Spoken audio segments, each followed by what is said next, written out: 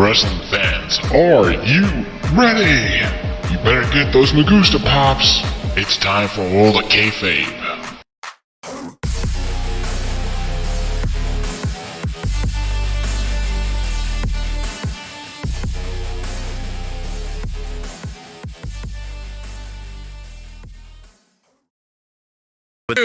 Ladies and gentlemen, we are not live. We're actually recording.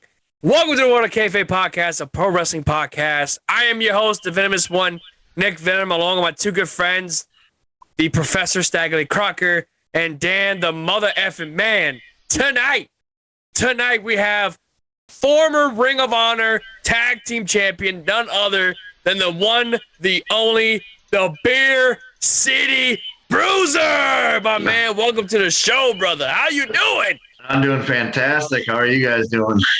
Oh, man, we're doing great, bro. We're doing great. We live in life. Yeah? I thought you were drinking beer. You're drinking Michelob Ultra. That's just water. That's beer flavored water.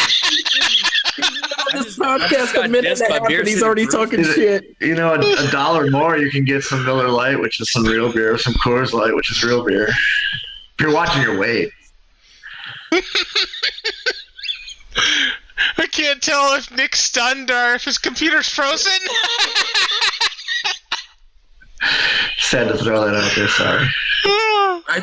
I think he stunned him into frozenness. Sent to the frozen realm. Oh, that was great. No, actually, about 8 of these would get me drunk. I promise. Yeah, I believe it. Oh, yeah. Like, I just went on a cruise, like, week before last. And, dude, like, I literally drank 5 of these. Now, this was, like, the bigger ones. Yeah. It's the bigger cans, right? And I downed 5 of them. Now, mind you, also had a hurricane as well, so that didn't really mix well. And I was paying for it, man. It's like, oh. You gotta drink water in between. Drink water in between. You'll never get hungover. Tell me this now. Like every 3 beers, drink of water, you'll be fine. Oh, yeah. Well, now I know. See, I know from the Beer City, man. That's right. See, professional. He knows what he's talking about. Anyway, I used to gentlemen, get paid. Well, I get paid to drink beer, so. There you go. Exactly. Gentlemen, how are y'all doing on this wonderful Monday night? Good, man. I got a new belt for my collection. I'm good. Look at that. This man got the big gold. Finally. Meanwhile, I'm racking 2 belts right there. And nice. I got more in the living room. Some of them marked, I guess. No, there's cool belts out there. The Winged Eagle belt, that's probably my favorite belt of all time. Actually, my favorite belt is definitely this one right here, right? The one that came before, not the Winged Eagle, was the one that came after the Winged Eagle. So basically, it's the big gold, or the Big Eagle, I should say. It was the blue strap one. Right. Which I actually have it real quick. That's the one that Stone Cold had, right? Yes, that's the one. Yeah. Matter of fact, that's my favorite right there. Yeah. See, this one is my favorite, but I wouldn't have this one if it wasn't for Nick Venom. Nick Venom sent me this. Oh, nice. Dude, he did not have to, and he did. Very cool. Like Shawn Michaels, the boyhood dream has come true for Daniel Kinnison. Yeah, that was my favorite belt. Then the one right after the one Stone Cold had was pretty cool too. This was my all-time favorite. Yeah, that's a Stone Cold That one is hands down my all-time favorite belt. I mean, this one would later on become one of my all-time favorites, but this one just looks great. I mean, and it represents the time of it. Oh, yeah, that's the Attitude Era. Exactly. Yeah. But they also had that New Generation Era logo, right? Like if you get it on the shop on the shop website, it comes with the New Generation logo. Oh, nice. And it's like, dude, it's absolutely amazing. Like I called Dan. I'm like, bro, check this out. Like, look at this packaging. Looks so killer. So yeah, definitely. And it's heavy as hell too, by the way. Oh, definitely all-time favorite belt. The heavier the belt, the better it is. Oh yeah. And I also have the Ring of Honor title, which I keep in the dining room of all places. You have the current one or the old one? The old silver and red one or the gold one? The gold one. Okay. The one that was like, what, 2012 all the way to like 2016 or Yep. give or take. Yeah. That's the belt I have. It is my favorite one. He's also got that beautiful IWGP World Title before they changed it, and it looks just not a good design. Yeah, I don't know why they changed it, man. It was a good That's what I'm screaming, man. Like it doesn't look good. I don't like that design.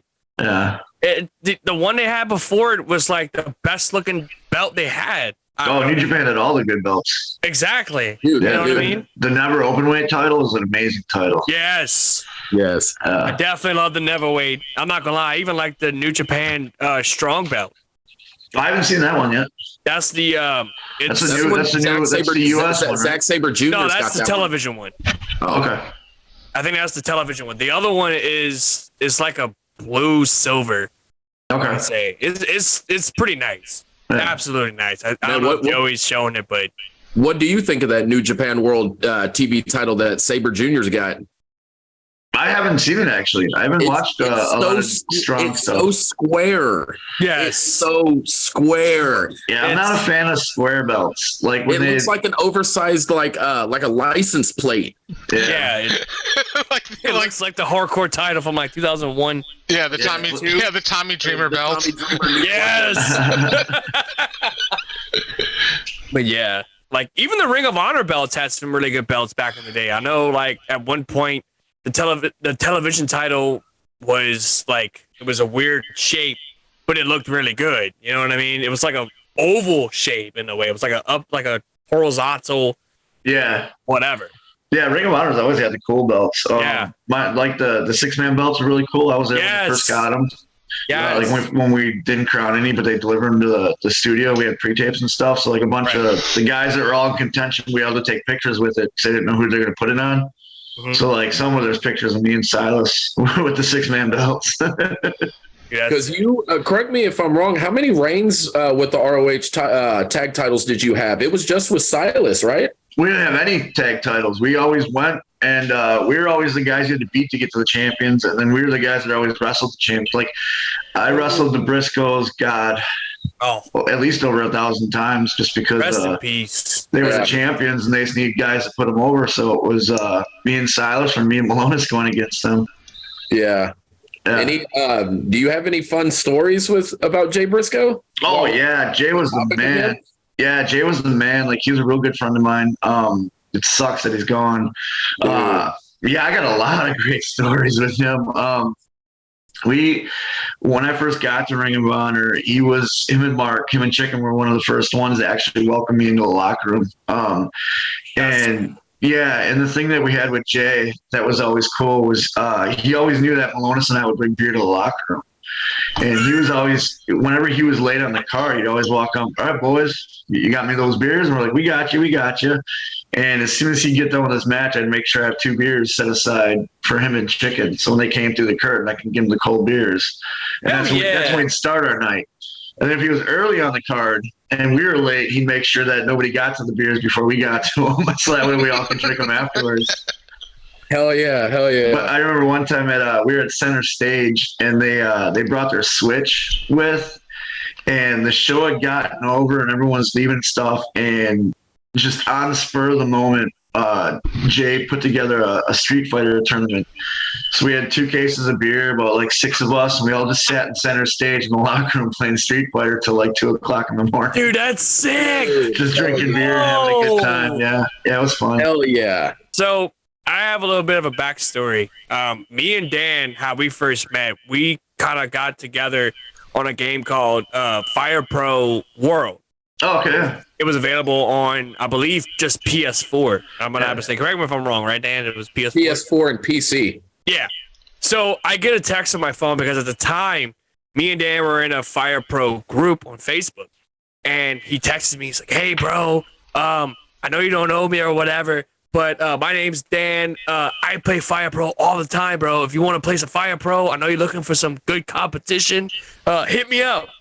So I'm thinking in my head that this is during like the pandemic era. Like anybody named Mama can freaking text. Like it could be a fake. I don't know who it is. Yeah. Turns out it was legit. It was actually him, and we started texting that night. We started playing that night, and it's like we played all the way to like late in the night. pretty much almost in the morning. Nice. Yeah, it's just when you get that good group of guys and that era of Ring of Honor, we had like the best locker room. And what was cool is we'd get done with the shows and we'd always go back to the hotel, find the hotel bar, and all of us would just hang out. Right. And I remember when during the pandemic shows, it sucked because we were all in the same hotel, but we couldn't see each other. Oh, wow. Restrictions. But the day they lifted the restrictions, we drank the hotel bar out of all the liquor. The whole I was going to say, y'all probably let loose, man. Yeah.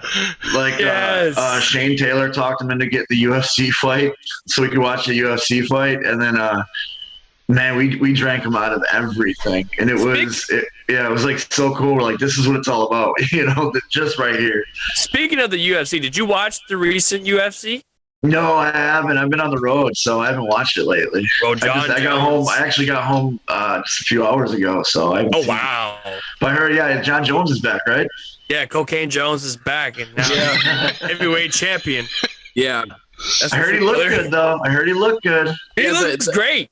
The entrance was longer than the fight itself. What was the entrance? Nothing special about the entrance, but he won the fight in under 3 minutes. Oh, wow. Oh, he's a beast. them literally wiping Vaseline on and checking him took longer than the fight did. Nice. It was like an Undertaker entrance in a way. That's why I stick with ordering wrestling pay-per-views because I'll know I'll get a full match. The other thing I've seen where you spend $60 and he's like, you ready? Let's get it on. It's over. And I'm like, Other than if what you're the hell? Other than if you're at Bash at the Beach 2000. Yeah. Oh God. I like when the UFC, when the fights go real short like that, and then they play the preliminary matches, and the mat goes from being completely bloody to like the cleanest mat you've ever seen. Yes. Oh man. First off, really quick, man, how did you get started in professional wrestling, and what kind of drew you? Did you have early memories as a child and kind of was like, hey, I want to do that? Yeah, when I was 7 years old, my uncle he took me to a county fair. And I was living in Wisconsin, and the AWA was there, and they were doing a show. And the main event was Bruiser Brody versus Stan Hansen. Wow. And Brody, they brawled right past me. Now I'm 7, and Brody stopped right next to me, and I thought he was like 10 feet tall. Like I thought he was just huge, and he's covered with the blood, and he's hustling and all that. And I looked at my uncle. My uncle tells me to this day my eyes were like huge. And I looked at him and says, this is amazing. I don't care what else is going on in this world. This is my life now. Yeah. And so I became obsessed with Bruiser Brody. So that's how I got into like Japanese wrestling and Puerto Rican wrestling. And the cool thing about Brody was that he didn't stay in one place too long. So I was able to just follow him all over and tape trade and stuff like that. Yeah. And then when I get a little bit older, I'm goofing off with my buddies and stuff like that. And another buddy of mine goes, hey, it was after a pay-per-view. And my buddy goes, hey, dude, like my neighbor's a professional wrestler. Did you ever think about doing it? And I was like, hell yeah. So he introduced me to him, and this guy's name is Jet Bennett. And to this day, I'm still friends with him. And he hooked me up with a list of people to call. And the first person on there was Ace Steel, who trained Punk and Cabana. Yeah. But he had just closed his school down. So the next guy on the list was a guy named Trevor Adonis, and that's who I hooked up with. And then 2 years after that, I went to Harley's, and I trained with Harley Race. Yeah. That's that. I'm glad that you said that because that kind of leads into the second question. Was how was it like training under him? Oh, it was amazing. Every day you learn something. And what was cool about Harley is I always tell people I went to grade school and high school with Trevor, and then I went to college with Harley. And like the school, Harley would be at the school at like 10:30 in the morning. So I'd show up at that time too. And I'd do like little chores around the school and stuff like that. But then I'd sit in his office and we just talk business. He'd pull out like old booking sheets and he'd explain why he booked stuff. We'd watch some of his old matches and he'd break them down for us. Well, for me. And then, I go work out. Then I go have lunch with him. Then I come back for training. And like, I was in that school like 12, 15 hours a day. Then we had training, and then I do the training, and then we all go out to eat afterwards. But like, I valued every day I had with Harley. Like, it was Dude, an amazing experience. That's cool because not a lot of people can say that they were personally trained by Harley Race. Right. Yeah. And that's cool, man. That is cool that you got that under your belt. And I actually found out too. So this last weekend, I did a run of shows, and Dave Sullivan was on them, which is like the weirdest name ever to be on a show. And I guess he was trained by Harley too. So like we had that in common. We became really cool, like close friends. Like we're like, whoa, we're almost kind of like family. Like Harley's like our wrestling dad. Yeah. Yeah, that's cool. That's cool. I think wasn't Trevor trained by Harley Race or something Trevor like that? Murdoch? Yeah. I Trevor was there. I think Trevor was trained by him too. Yeah, I showed up at the school, I think only like 2 or 3 months after he signed. Oh wow! So he was on the road, but when he wasn't on the road, he was at the school, and then we'd go to his house to watch the pay-per-views and stuff, or like he'd get the copies of the pay-per-views and he'd call us all over and we'd go and we'd break down the matches and stuff like that. So that was really cool. And then when Malonis and I did our NWA run, Trevor was there, and I didn't see him in years, and it was like, oh hey man, what's up? And it was just cool to hang out with him again. I remember that you was in NWA for a little bit. It was like a blink if you miss type of thing, but you was in NWA. And, yeah, man, the pandemic screwed that up. The moment that guy showed up. So many places. Yeah, we were supposed to do the Crockett Cup that year, and we were supposed we were supposed to do a huge. I remember that. Yeah. We're the only guys. So me, Malonis, and James Storm are the only guys that ever drink beer out of the Crockett Cup. Oh wow! Dude, that's awesome. Yeah, it was great when I got back on the Indies, the first tag team partner. So the 6 mans that we were doing, me, Malonis, and Storm, and we always shared that picture of us drinking out of the Crockett Cup. I will say this: like the moment y'all showed up in NWA, because at the time I was watching NWA, and I was watching like every Tuesday. Was not gonna miss it. The moment y'all guys showed up, I'm like, bro, let's go. Like, Beer City Bruisers on NWA. Like, it can't get any better than this. You know what I mean? Yeah, it was fun. I remember, Nick, you got me into NWA Power, and then it just seemed like it's not the same anymore. It fizzled out. It's a pandemic. It screwed up a lot of things. Man. Yeah. And it was great. What happened. It was Power back then was awesome. I mean, it's okay now, but like, man, it was just cool. Like they're hitting on all cylinders. They found that little niche that you couldn't get from WWE, you couldn't get from Ring of Honor, you couldn't get from New Japan. They fit right in that little area. Yeah, it had that classic vibe. Yeah. Now, is it true that you had a opportunity to go to WWE back in 19 and you chose Ring of Honor instead? Yeah. So I've done a bunch of extra work for WWE, and my last time there was in July of 2015, and I was brought in to do the fake Bray Wyatt. So if you remember, Bray Wyatt and Roman Reigns were doing that run, and the night that Brock Lesnar. So I did the Monday Night Raw where Brock Lesnar rips off the car door and throws it into the crowd. I was the fake Bray Wyatt on that Roman hits. And really? Wow! Holy shit! Wasn't that the J&J security car? Yes. Yeah, exactly. Wow! I remember that episode. That episode was wild. And then the next night, I just came out with like the lantern and stuff like that. But I know John Cone, who was in charge of talent back then, and he, because I know him from Harley's, and he says, hey, I said. Because what happens like before the shows, we do like matches and stuff. And I said, well, you want me to go do a match? He's like, no, everybody knows you can work. Like, we just want you to do this. He's like, if you want, we can send you to the Performance Center at some point. I'm like, no, it's all right. And like, he's like, well, just let me know and I'll hook it up for you. And at the time, Ring of Honor had already been doing a bunch with Ring of Honor. And I knew a contract was coming. So I was like, no, I'm going to do this Ring of Honor thing. And I planned on doing it for a year and then going back, but it ended up being 7 years, and it was the time of my life. Yeah, I was going to say it turned out to be the best thing of your career, man. Yeah, because of Ring of Honor, I was able to go to Japan. I was able to go to Mexico, Canada, everywhere. And not just that. I mean, you got the opportunity to wrestle in Madison Square Garden. Yeah, exactly. At Supercard of Honor. Yeah, I mean, not a lot of people can say that outside of WWE that they wrestled in MSG. Yeah, no, trust me, I say it all the time because it's a huge accomplishment. Oh, dude, you should feel that way. That's you earned it. That's crazy. Lotus and I always tell a joke that we sold out the garden working Jushin Thunder Liger because in our match, Liger was in our. Well, we did stuff with Liger in our match, but like Suzuki was in it. I did stuff with him. Ooh. Fale, Muda was in it. Were you? Yeah, I was gonna say you were in the Battle Royal, right? Yep. Yeah. And that was really cool too because when they were putting together when you went out and stuff like that, Suzuki had pointed me out and said he wanted to work with me. He's like, "Oh, make sure him and me," because I'd worked him before a bunch of times. So it was really cool to have a legend like that, say, "Hey, let me work with this guy," because I knew it was okay. And so I got to do a lot of stuff with, and he wanted me to do the biting thing, just the whole beer thing. He loved it. That's sick. Yeah. Nick, you're more familiar with Minoru Suzuki. What do they call him? Murder Grandpa? Yes. Murder Grandpa. Murder Grandpa. That dude is I'm a pretty big New Japan fan. I only knew of him here and there. But man, I remember I watched this match with him and oh my God, Kota Ibushi.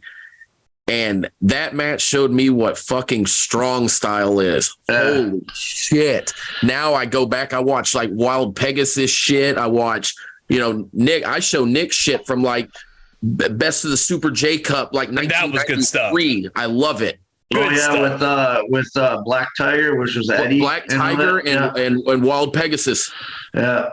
Woo. It's actually funny that you mentioned that. I think I have where's it at? I gotta find it. I think it's it right here. No. Oh no, this is Socks and Murders weekend. But yeah, we're a bunch of huge wrestling fans, man. Nice, cool, very cool. I am too. I'm still a wrestling fan, even though I'm in the business. I'm still a Absolutely. fan. I'm actually meeting Mick Foley this weekend, and it's funny enough. I'm actually bringing. No, it's not Soxo Joey. It's actually Cactus Jack Socks.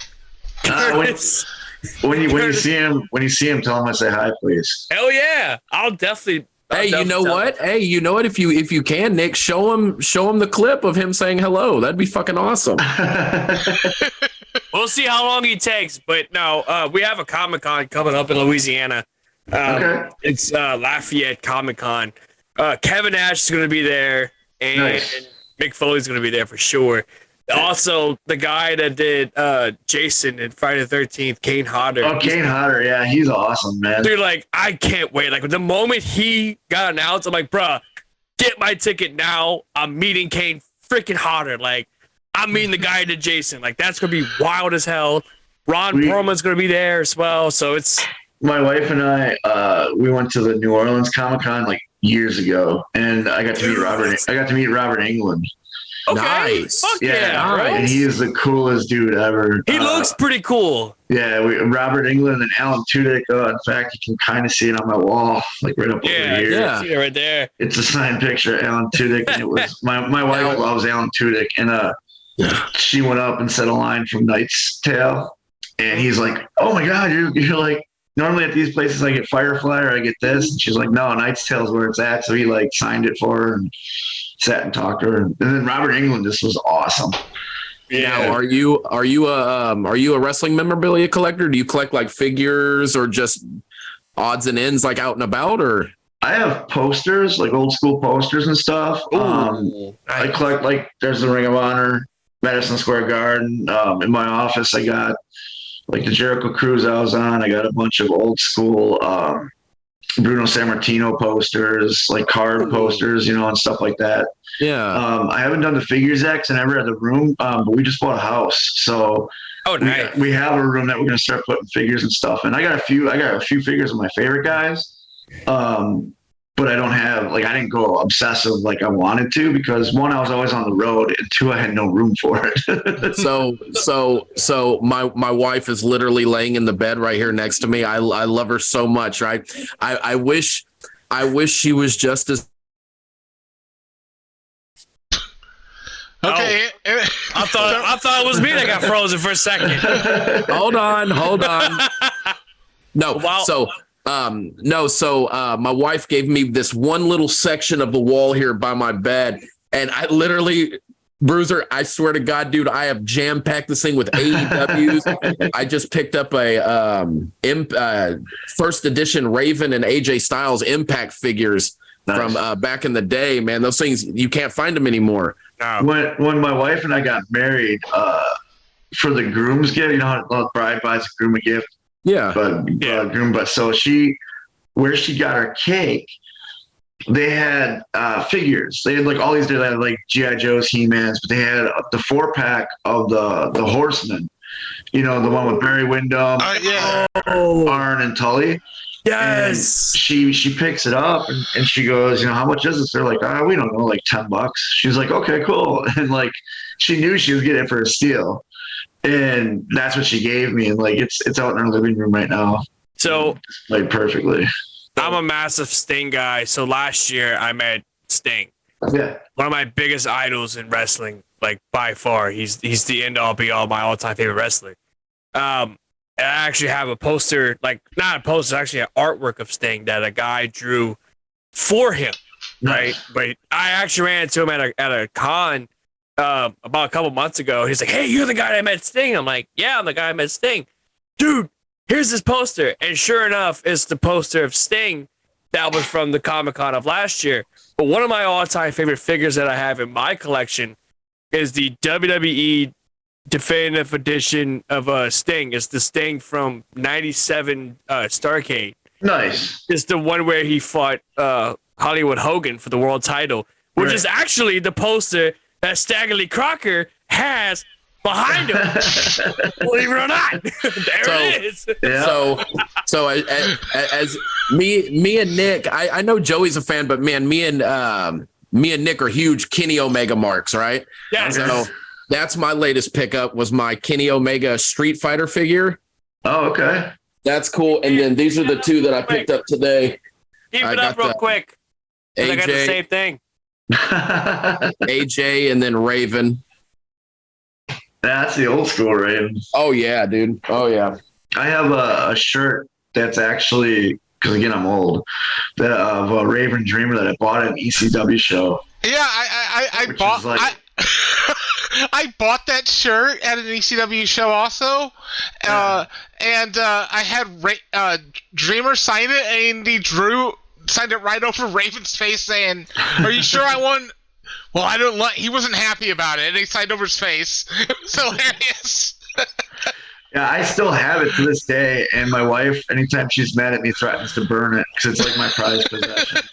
Oh, Jesus. I was digging through a bunch of stuff not too long ago, and so my earliest memories of as he's walking away. Shut up, Nick.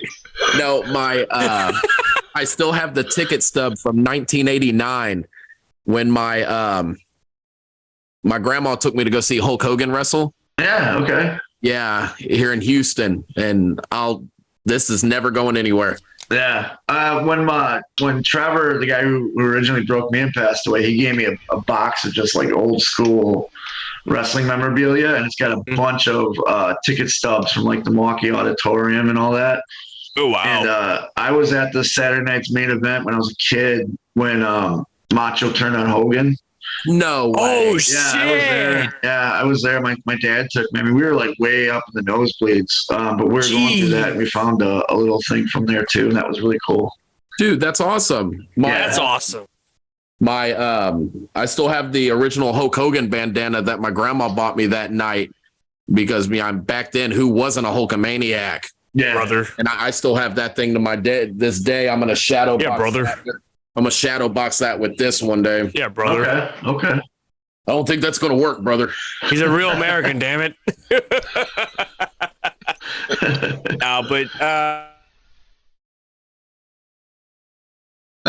Well, anyways, you mentioned the Jericho Cruise earlier. Do you have any fun stories about being on the Jericho Cruise? Because I've always heard wild stories from wrestlers about other cruises. Oh, I love the Jericho Cruise, man. That was a blast. The first thing that we all thought of was like, how are we going to wrestle on a boat? Like, wow, how's this going to happen? And they brought in like an engineer to show us how it was. And we're like, hey, as long as it's safe, we're okay. But that was a time of my life. I remember one time I was getting into an elevator to go do the meet and greet, and I had a bottle of water. The lady started like not crying, but she was like blown away. She's like, "What are you doing?" And I says, "What do you mean?" She's like, "You're drinking water. I thought all you drank was beer." I'm like, "Well, I'm human. And I need water." So now anytime I do meet and greets and stuff, I always have a beer in my pocket, so that way if fans come, I can quickly pull the beer out and put like a water bottle back in my pocket. Yeah. Keep kayfabe alive. There you go. Yeah. Keep kayfabe alive. Has anybody reached out to you about the new Ring of Honor? And I mean, would you go back to it if they offered it to you? I've been in contact with them. The last couple times I talked to them, they're always like, well, we don't know what we're doing yet with it because they didn't know, because it was literally bought last minute. And I'm more talking about doing like a producer agent role in the back. Cool. Instead of like on screen, because I'm old and I'm beat up and stuff like that. But there's never. It's always just been, hey, we got, they eventually are going to get TV back. They're eventually going to do this, and it's like, okay. And then they announced the TV and stuff, and they already all booked up. But I've been talking to them. I'm just waiting for the go ahead to go back. So until then, I'll keep doing the indies. There you go. So go ahead. So what indie shows you do at this moment? Oh, I'm all over the place. I live in North Carolina now, so there's a company out here called AML. Mm-hmm. They put on WrestleCade every year. It's a big giant wrestling convention. Yeah. They're like a huge company out here in North Carolina. They're one of my regulars. I just got back from Nebraska. Okay. I did some shows out there. I'm out in Kansas a lot. I mean, I'm everywhere right now. Tennessee for Imperial Pro Wrestling is another one I've been doing. I'm trying to think, like Warrior Wrestling in Chicago. I've been talking to them. Just doing what I can to keep busy. Yeah. We actually have a buddy that lives out in Chicago area. He has his own podcast called the Juice Pro Wrestling Podcast, which you guys can check out, by the way. My buddy Juice, he normally does this, like he normally goes to the shows at Warrior. Okay. Have you ever attended to a Warrior show as a fan, or have you ever been to have you ever competed in a Warrior show? No, not yet. I've been talking to them. And then when Ring of Honor shut down and stuff, I reached out to them, and then we just never could line up dates. So hopefully this summer we'll be able to do it. Yeah, because apparently Juice says that the Warrior product is really good. Yeah, Yes, they do a good show, and then they're on the Fight TV Plus thingy, which is a great deal. Yeah. Juice told me about that. It's really good stuff. I think they did Ospreay versus, I believe, Brian Cage. Yeah. For the Warrior title. I remember that, and that was an absolutely it was an amazing match. Yeah, one of the guys that I trained in wrestling as a referee, his name's Perch, Dan Perch, and he does all the Warrior stuff. He does all the GCW stuff, and stuff like that. As far as me, I did some stuff for Impact back in November. Worked for them a few times. I've been talking to GCW, but again, can't get dates lined up. So, are you a GCW fan? I know they're not for everybody, but man, they put on some good shows when they do. I don't want to say when they want to, but it's those niche shows that GCW Manhattan. I'm a fan of professional wrestling, so if any promoter wants to pay me to come in and wrestle, I'll come in and wrestle. I don't care what they got. They got some good guys there that I'm friends with, and Brett did the right thing during the pandemic. He kept GCW alive doing those shows, and he made it a thing. Man, I'm glad they got the chance to do Hammerstein. That was good for them. Yeah, he's doing a good thing out there, and he's giving a lot of guys exposure because he's got a really good thing with the streaming service and stuff. And like I said, he took the pandemic as a challenge, and he made GCW into something, because you think about it, that was literally the only thing you could watch during the pandemic. Because I think next week, guys, we have Sam Stackhouse from GCW. We do. Yeah, I love GCW around this time, man, because I love the collective. There's so many events. And you got Joey Janela Spring Break, and you also got Josh World on Lucha. Yeah, the World on Lucha. I did a show with Stackhouse in was it Missouri, Springfield, Missouri. Oh, And he had right. a really, I don't know the guy he worked. He had a really, it was my first time meeting him. I knew of him, but it was my first time meeting him. Yeah. And he goes, "Hey man, can you watch my match and give me any advice?" I'm like, "Yeah, sure." And he had a really good match. He really knows how to work his size and like, hopefully they give him a huge push in GCW. Yeah. You know, because he's a he's a great guy out of the ring. He's a hell of a worker too. Yeah, no, and it's impressive. A man of his size, like, can pull off a moonsault, man. Yeah, that's impressive. That's like Bam Bam Bigelow type of dude. impressive. Yeah, like, yeah. The dude can do a hell of a moonsault for a man his size. You know what I mean? Yeah. The match he had he had me watch, I was really impressed, and I'd seen him before because again, my student Perch wrestles, so he always sends me matches that he refs because he wants me to critique them, and he's in a lot of Stackhouse's matches. So let me ask you this, okay? So we had Kid Cash on the show about a couple of episodes ago, and he kind of talked about the whole AEW thing and how people at AEW don't like critique, they don't like to have criticism and stuff like that. I've heard that. How do you feel about the criticism today in wrestling? You have to get critiqued to get better. Right. Like, so what I tell my students, because I train here at AML, they have a training facility. So I train, and I tell the students too, I'm not here to be your friend. I'm here to be your teacher. If you know, we're here at training, I'm going to tell you everything you did wrong. Because if I tell you everything you did right, you're not going to correct the stuff you did wrong to get better. So if I see something in your match, I'm not critiquing it because it's a personal thing. It's not I'm critiquing it because I don't like you. I'm critiquing it because you're doing it and you need to make it better. Right. And I don't see how you can't get better without being critiqued. You know, like I still get critiqued to this day. I still, after my matches, will find guys like, "Hey, what'd you think? You know, what do I need to work on?" Especially like this last loop I did, Sean Hernandez was on the show. And I said, "Hey man, watch my stuff." And you know, I came back and he's like, "Oh bro, you don't need to work on anything." I said, "No man, please tell me something." Cause like, I'm not perfect, you know, nobody's perfect.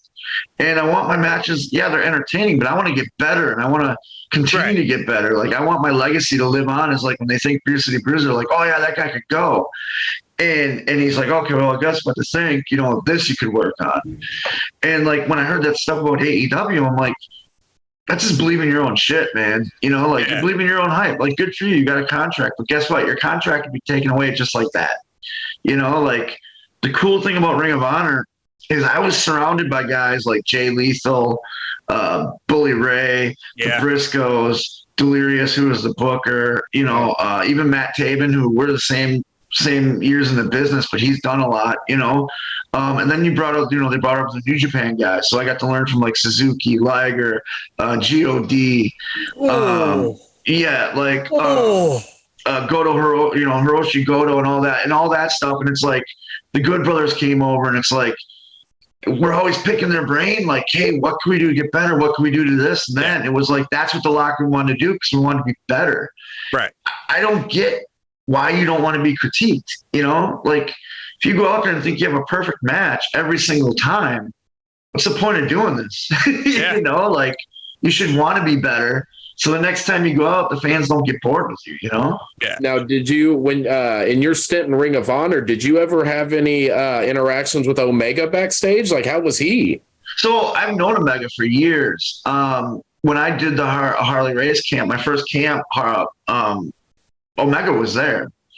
So I've known him for years. So like when he came in to Ring of Honor, like we already knew each other. So I was like, "Hey man, what's up?" You know, and it was really cool to see the success he had in Japan and stuff like that. So like, it wasn't any, like I wasn't starstruck because I've known him, you know, I know him forever. So like, again, the Jericho crew is like, you know, hanging out with him and stuff because I know him, you know, and then I think I got status with the Bucks because like, me and Silas did a program with the Bucks, and then me and Malonis did a program with the Bucks and Cody. Yeah. And it was like, I think because Omega had said something, you know, like, "Hey, you know, he's a good guy, or these are good guys." So that carried some water, you know? Yeah. So I actually have a thing. So at the time, back in 2015, see, I would watch Ring of Honor. I would hear about Ring of Honor back in like 2012, like during the Kevin Steens and your El Generico's and your Davey Richards. it was around that time, like everything was doing great. Adam Cole was becoming like a household name. Mm-hmm. And I would hear about that, and it's like I want to check out Ring of Honor. So I check out Ring of Honor, and I watched the Kevin Steen versus El Generico match, and it was amazing. The ladder match, right? Yep. Or the TLC match, whatever you want to call it. And I stopped watching it for a little bit because it was hard down here in Louisiana to catch Ring of Honor until like 2015, where it was on Destination America. As a matter of fact, it would come on right after Impact Wrestling, right? And so I would watch you, I would watch AJ Styles, I would watch, the Young Bucks and so on and so forth. How did it feel to have AJ Styles in Ring of Honor at that time before he had got signed on to WWE? It was really cool. It's actually a funny story. AJ, every time I'd wrestle, I'd come back and ask for his advice. He'd look at me and go, you're one of my favorite wrestlers. And like he'd always tell me that. I don't know if it was a rib or not, but it was always cool, and it was just cool to pick his brain, because he had the whole, him and like Christopher Daniels, Frankie Kazarian, like all those guys, we used to go pick their brains. But yeah, that was what AJ always say, you're one of my favorite wrestlers. I'm like, oh, thanks, man. It started with, you're slowly becoming one of my favorite wrestlers. And then I remember the Hammerstein ballroom we were in, and I just got done with my match, and I got in the back, and he goes, you know what? You're now one of my favorite wrestlers. And I was like, all right, cool. I went up, I went up. Yeah. And the thing about Ring of Honor was, at that time, it's like it was starting to get bigger and bigger and bigger. And to the point that where Kenny Omega and the Young Bucks started to become a big thing. Adam Cole was, at that point, the 3-time Ring of Honor champ, and it was starting to get great. Like, everything about Ring of Honor was getting great around that time. And I remember watching, like, the Being the Elite stuff, right? And it would show that much ROH, and it was like, that was about the most I've watched Ring of Honor. Now, at the time, all I could watch Ring of Honor was, of course, Destination America. And then I ended up getting Honor Club, and it was like, oh my God, like it was so amazing. Like the fan was amazing. The fan experience was amazing. You know what I mean? So like, how did it feel to be a part of Ring of Honor at that time? It was really cool. Crowd wise, it was really cool because I started when they were still just doing like bingo halls and stuff like that. Right. So it was really cool to see the growth from that little company all the way up into what it became. And then, it was like, wow, we're really doing something, and then like the money started coming in with like the contracts and stuff. It's like, wow, we really got something going on here. Yeah. And it was really cool as we were all pushing each other in the locker room. So like that first match would go out, let's say it was like a Will Ferrara versus Cheeseburger, and they'd set the bar high. Yeah. And then following that, you'd have like a Silas Young Kenny King match, and it moved up even higher. And then like Dalton Castle, and every match moved that bar up. And instead of all of us being jealous of each other, we pushed each other. Like, let's top that. All right, they just did this. Let's top that. So by the time the main event came on, they were putting on huge, spectacular matches. And the fans, our goal was to make sure the fans left exhausted because they were just taking on a roller coaster. And it was so cool to experience going from the little halls all the way up into the major ones to Madison Square Garden, and then I remember when the Bucks and Cody left, everyone's like, oh, that's it. They're done. And the next show, the first show without them, we actually drew more than when they were there. Oh, wow. And it was like, that's when you realize Ring of Honor is more than just one person or two people. Or, Ring of Honor is it's a whole group. It's a whole company. Yeah. And it was a really good feeling. Yeah. Been around for like what, 21 years. It was 21. Yep. Yeah. 21 years. Yeah, because I remember when we did the anniversary show, we were all happy because Ring of Honor could drink with us. Hell yeah. Hell yeah. But let me ask you this: were you able to check out All In? No, I was actually booked. Ring of Honor sent me someplace else. Oh, wow. Because what the thing is, everyone thinks All In was the Bucks and Cody. No, it was a Ring of Honor thing. Ring of Honor. It was That's all why Ring of Honor. Yeah, they owned everything. So like when AEW started, like Ring of Honor still owned All In. Right. That's why they couldn't show all that. And it was pre-AEW. But yeah, you had the announcers. It was Ian Riccaboni. It was Caprice Coleman. Yeah, and all the camera guys. I believe Excalibur was on there. Yeah. Yeah, because you had Bobby Cruz. Yep. Yeah. Which hands down, today is the best ring announcer. I agree. Bobby Cruz. 100%. Oh yeah, I will say that, anytime that I'm going through in my head, like scenarios that I want to do, I have Bobby Cruz as a ring announcer. I have Ian Riccaboni and Caprice Coleman calling the match in my head. See, they're so good. Yes, I wouldn't yes, they mind are. have Ian Riccaboni come to AEW. When he came to AEW for a little bit to call like the Ring of Honor matches with Jonathan Gresham or Jay Lethal, whatever, it's like it felt right. It felt like cathartic, I guess you could say. Like it felt great. Like he's part of the team, and it's like what me and Dan talked about last night with Revolution. It's like we had Jim Ross on there on the commentary booth. It's like no disrespect to Jim Ross. I love Jim Ross, right? But him now as a commentator, like you can just tell, like, dude, it's his time as a commentary booth is slowly kind of coming to an end because he don't know what to call. Yeah. It's like, oh, I'm shocked as much as you are. Like, you're not supposed to be shocked. You're supposed to be calling the damn match. You know what I'm saying? You're supposed to be calling it. Ian and Caprice are the best. Yes, 100%. Like, I remember when I pitched the idea for us to do something where we'd interrupt Ian and Caprice and build up something where I'd eventually wrestle Caprice and we'd have Ian get involved in stuff. Like, The Office loved it. I'm like, these guys are so good at what they do, but Caprice can still go. He's still a great wrestler. He looks great. Yeah, he can still go if he wanted to. Yeah, and we told that story really good. And I tell those guys all the time, they're two of my favorite. Like, I think they're the best. Like, when I think of combos in wrestling, the kid in me always has Gorilla and Bobby in my head, but then now is Ian and Caprice. Like, they just work so well together. They know how to put this. You can feel the emotion. It fits right in. Yeah, exactly. They vibe off each other really good. See, I'm a WCW guy for life. Yeah. As you can tell from my shirt. So when it comes to announcing, I always say Tony Schiavone and Bobby the Brain Heenan go perfect. Anybody with Bobby was good. Like Gorilla Monsoon along with Tony was perfect as well. Yeah. But it's like Tony Schiavone, I will always say that Tony Schiavone was always better than Jim Ross. Yes, Jim Ross and Jerry King Lawler was great together. They were awesome. They go great like peanut butter and jelly. But it was something about Bobby the Brain Heenan and Tony, really Bobby the Brain Heenan of all people. Yeah. Well, Bobby the Brain Heenan was just a natural smart ass. Yeah. And that's I say that with all due respect.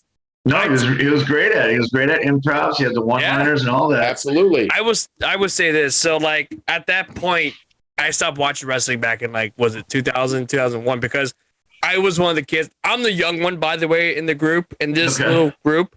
So back in 2000, I got in trouble in school, right? I got in trouble in kindergarten because I would be the one that would attempt to do the Stone Cold Stunner on my classmates, right? You said in kindergarten? Yes. Like I literally said, I started wrestling. I started wrestling when you were in kindergarten. So yeah, like I'm 29. Thanks for making me feel. Not only are you drinking Michelob Ultra, but you're making me feel old now because I literally started wrestling when you were in kindergarten. Bro, I'm sorry. It is what it is. But no, like at that time, my mom was like, "That's it. You're done with wrestling. You're done watching it. Say goodbye to WCW." Like literally. I had, this is the only figure I had left in my wrestling, memorabilia was my Wolfpack Sting, right? Okay, yeah. So, I had Scott Hall, which I ended up getting a Scott Hall figure right there. Yeah. You know what I mean? So, it was pretty awesome. I had both. God rest his soul. Scott Hall, the white and black, the red and black. I had Kevin Nash. I had the Giant. I had literally the Starrcade 97 lineup. I had Hollywood Hogan and Sting, right? Yeah. And I had that. And literally all that gone because, my 6-year-old self wanted to start Stone Colding Stunner everybody named Mama at the school playground.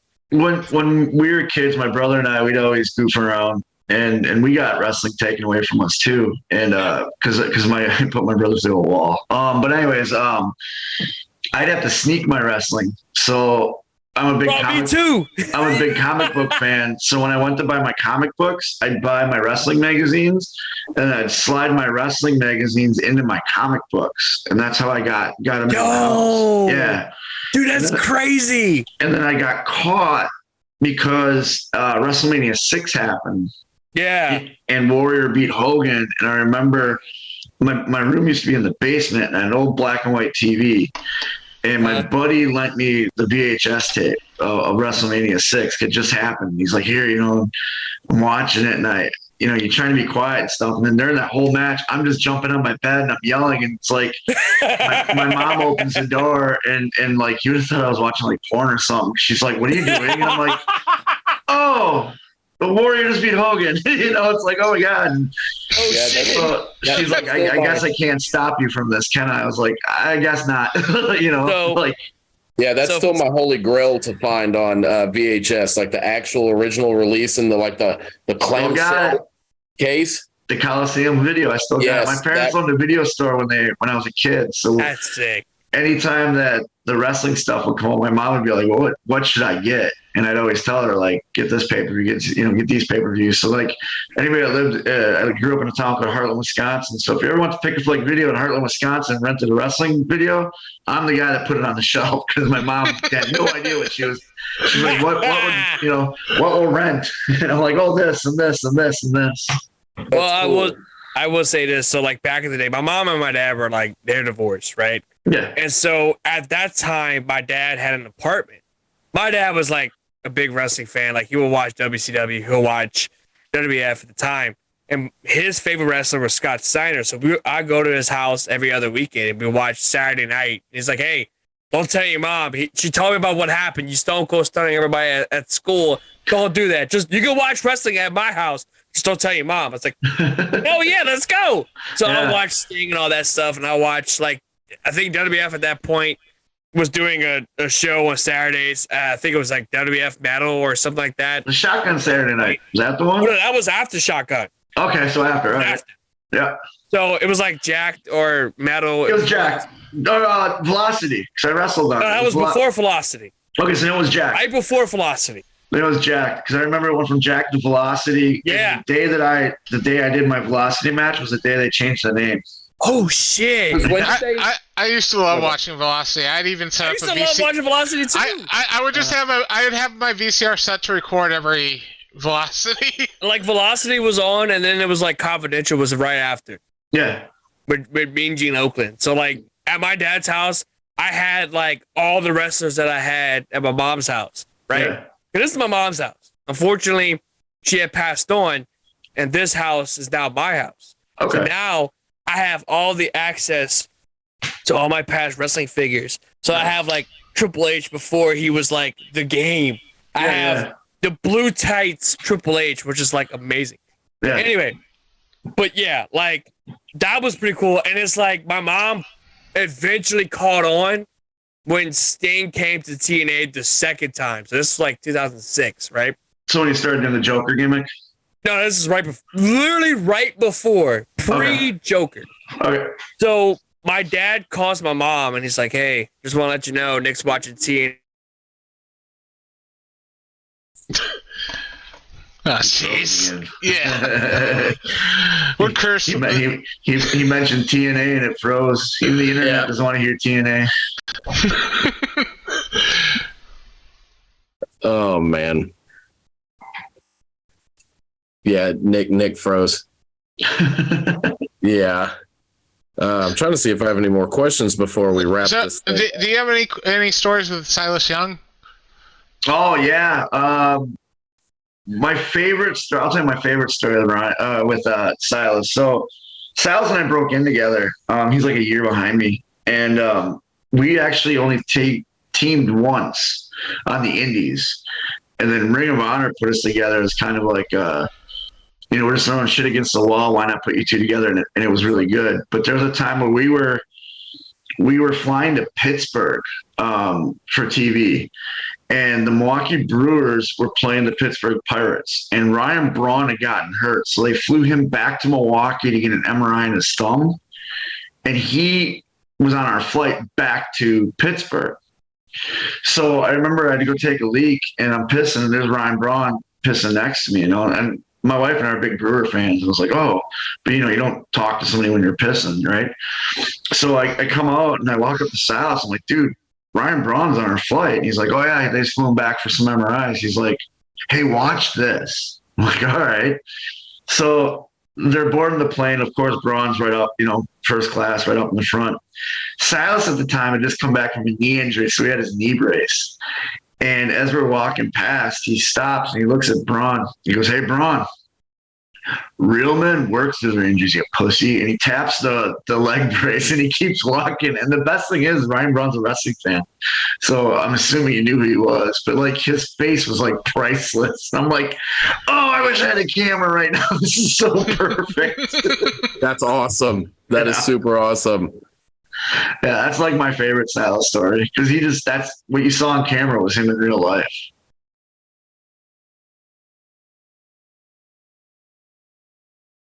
Let's see.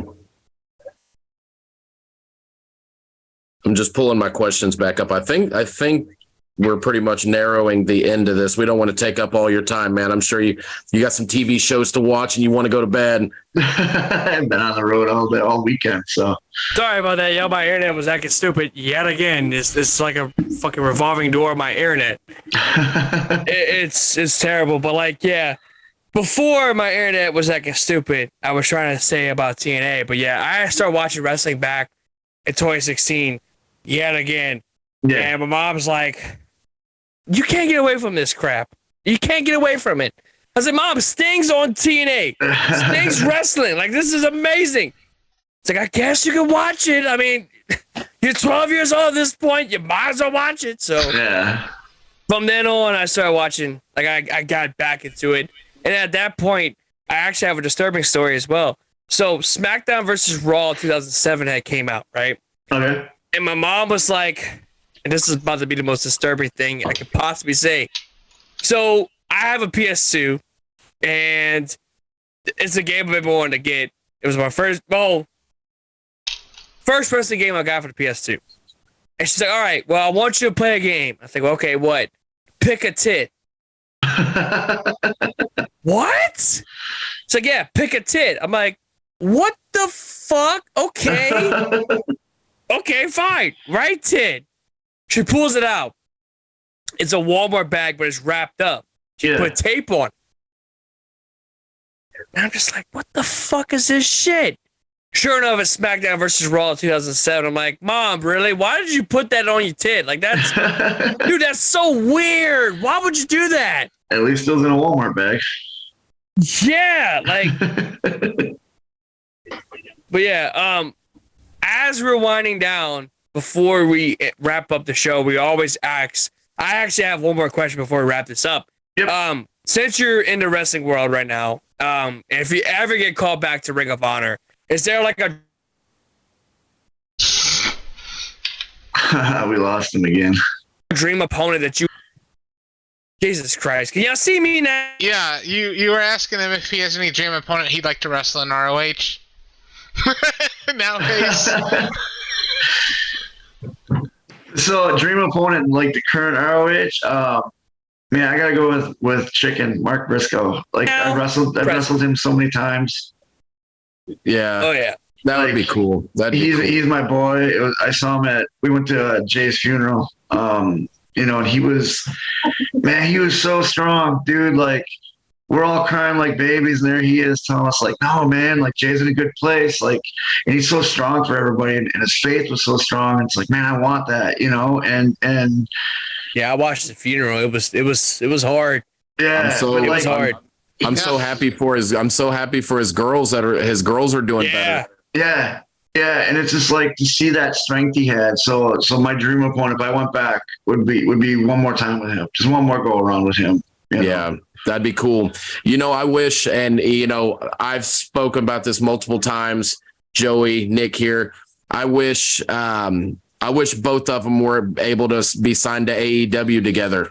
Yeah, it's we all know the backstory of why, and we're not going to go into that. But I really wish that they were both able to go to AEW together. I think that would be so cool.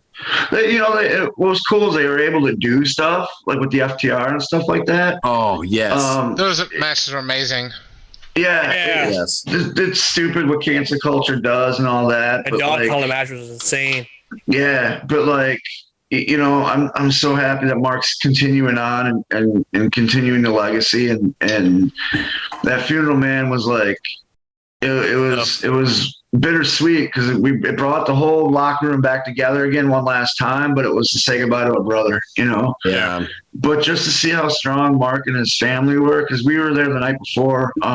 A few of us were brought in, and we all watched the Royal Rumble at Papa Briscoe's house, Mama and Papa Briscoe's house. Oh, and man. Wow. It was just cool to see that family come together and be strong, and it helped all of us. And my heart, I still text Chicken every once in a while to make sure he's doing okay. And he's always such a positive guy, and he's so chipper. And I'm like, all right, man. Like, you feel guilty, feeling sad because he's so in his faith, and so everything he's okay with it. You know what I mean? And he's doing everything in Jay's honor, and he's doing a great job.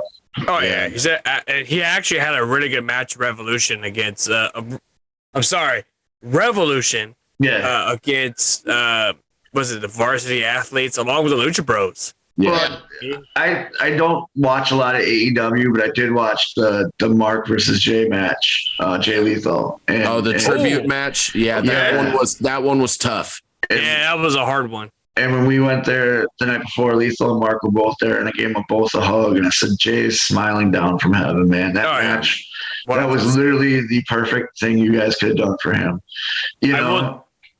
I will say, whenever they did the funeral, when Mark got out the chance to speak his eulogy, Caprice Coleman was right behind him, and it was like, "Hey, I got this, baby. I got this, baby. You good?" Yeah. Like that right there, he was able to speak down, and I mean, he's gonna cry. I mean, that's his brother.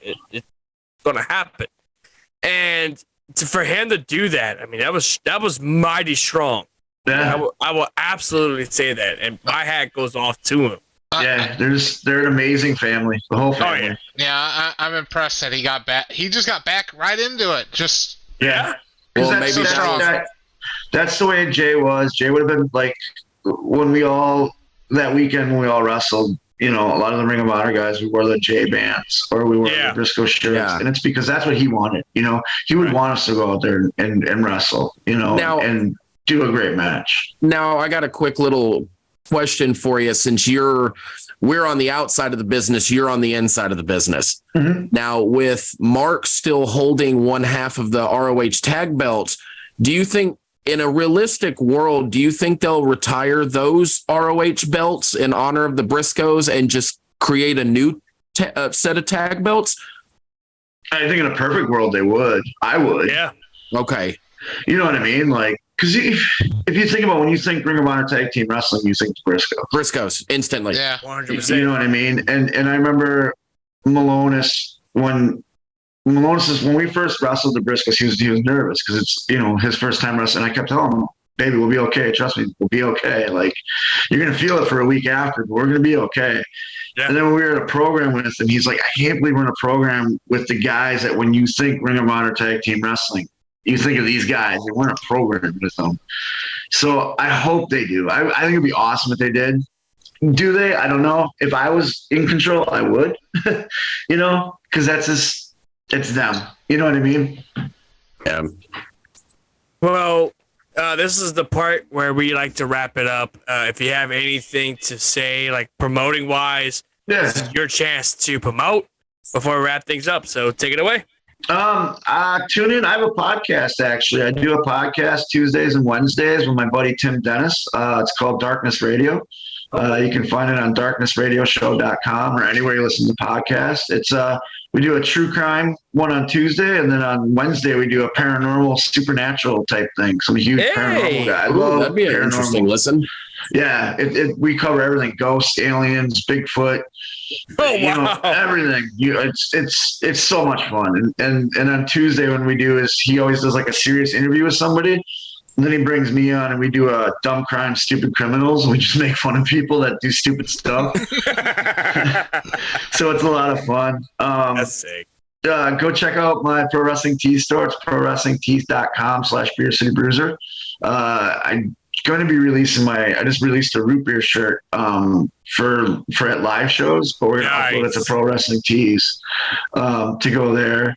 I'm on Cameo, so if you want me to shout out to you, it's just Beer City Bruiser on Cameo, and then follow me on my socials. Twitter's @BCB Winchester, Facebook's the Beer City Bruiser, and Instagram's Beer City Bruiser. And then TikTok, I have a TikTok my wife runs. It's Beer City Bruiser. It's basically just my dog. Like that's what it is. Because I love my dog. Nothing wrong with that. Well, we did a thing on Darkness Radio where we were talking about psychic pets, and just off the cuff, I'm like, I wonder if my dog's psychic. And Tim goes, well, why don't we have her pick some games and we'll see how she does. Well, her first game, like the first week she chose games, she hit 80%. Oh, wow. So we had to do the rest of the season, and she went all the way through the Super Bowl and chose everybody, like winners all the way to the Super Bowl. So I think my dog's psychic. Hell yeah. Well, like I said, thank you so much, Beer City Bruiser, for coming on our show. Thank you for putting on my bad freaking internet, because my internet won't keep freezing. The one time we got somebody good on our show, and now my internet acts stupid. Once again, thank you so much for being a part of the show. We hope to see you in Ring of Honor. If it happens, that'd be awesome. I'll be right there, popping my ass off, texting these two clowns in my damn chat. Man, we would love to run it back and have you on again. Yeah. Part two. Yeah. Part two. Hit me up. We'll set something up. Hell yeah. Sure. Well, like I said, on behalf of us, we want to say thank you so much for being part of the show. Guys, if you like this stuff, please smash that like button. If you want to consider checking us out for all of our older stuff, go ahead and subscribe. And also hit that bell. That way you don't miss any of our content when we upload a video. We got a lot more good stuff coming. So, guys, stay tuned. I want to thank Beer City Bruiser yet again. Go check him out. He's all over the place. He might be in an indie wrestling show near you. Go check him out. And for that, this is the Sick Nick Venom, along with my two good friends, Steggler Crocker, and Dan the Mother Effing Man. And once again, because I drink Michelob, I'm not cool enough, so I got. With that being said, thank you guys so much for checking out this video. Beer City Bruiser and the One of Kayfabe, we are out of here. Gentlemen, as you know, the Ultimate Warrior. Fuck it. It's publicly stated that. Damn it, who put that up? Is that $200 an hour? That's all. Oh, me gusta.